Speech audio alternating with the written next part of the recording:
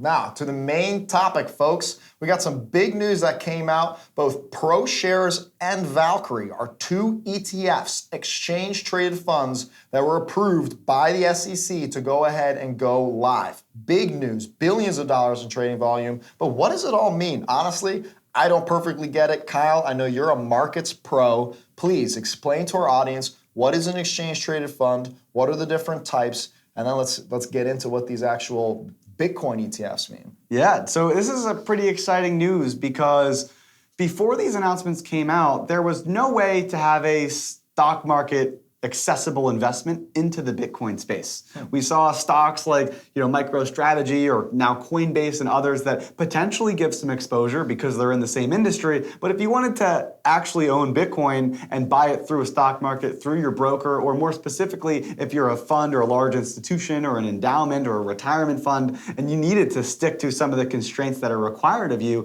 you need to only buy stock market available things, right? They have a certain level of standard compliance, those kinds of things. So the exciting thing about an ETF, exchange-traded fund, is that you're essentially creating a basket and a product that fits that security standard. So with an ETF, we have a couple different types of ETFs, especially for Bitcoin. And so you've got, right now, these two that were approved. You've got ProShares and Valkyrie, as you mentioned.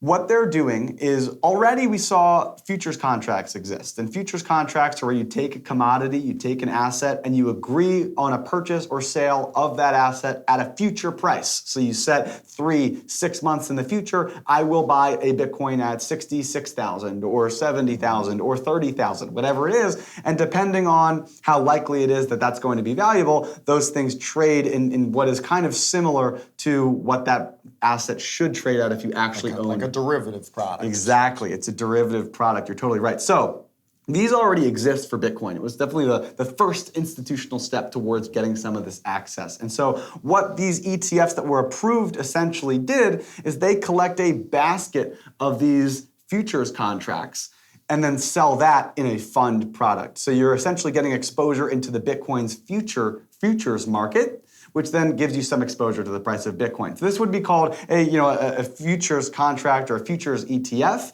and that's what we've seen from both of these so far.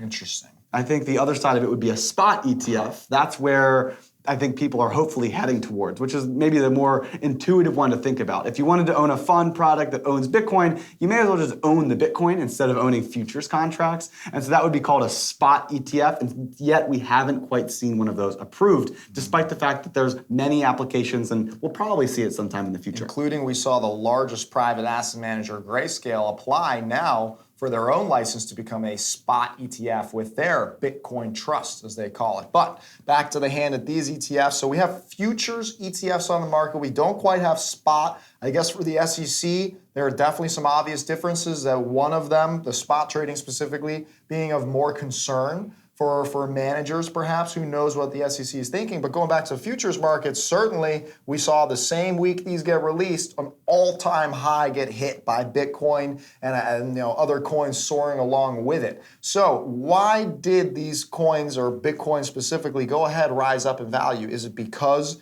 these funds are now bringing in more institutional demand and therefore more Bitcoin? I think that's definitely the expectation, is that with additional avenues for some of the largest capital pools in the entire world, which are these institutional funds, these are pension funds, all types of endowments around the world. Now they have their beginning opportunities to begin to invest directly into Bitcoin through a public market product. This definitely creates more stability, or hopefully creates more stability in Bitcoin's price as more people are able to be exposed to it. Again, a spot ETF would be a more direct comparison here.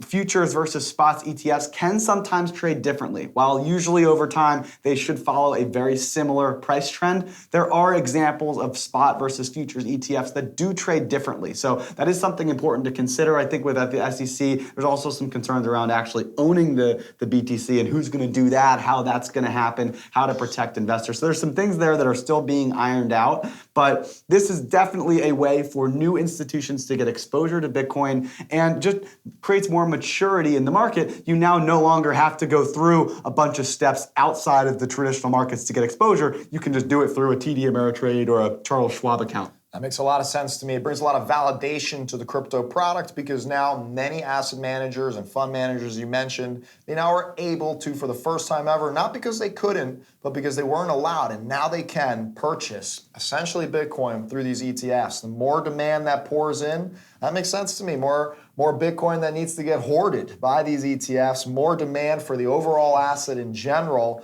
and of course, that would probably mean a spike in increase in Bitcoin. Yeah, What do you think? it's really exciting. I think it's great news for the industry, but I think the fun part where we can pivot this conversation now is to the fact that an exchange-traded fund is neat, but it's not tokenized, and there's a lot of benefits that are being left off of the table because of the fact that we're just talking about some of these traditional market infrastructures. So maybe if you wanted to take it from here and kind of start digging into some of the benefits that a tokenized product could provide for the market. Absolutely, for sure. In fact, as we like to say at Security Token Market, this is Wall Street, but Wall Street without walls. So in this case, the ETFs, they're built on the traditional system of Wall Street. They're not leveraging blockchain, DLT. They're not leveraging all the systems that we believe security tokens can bring to the table.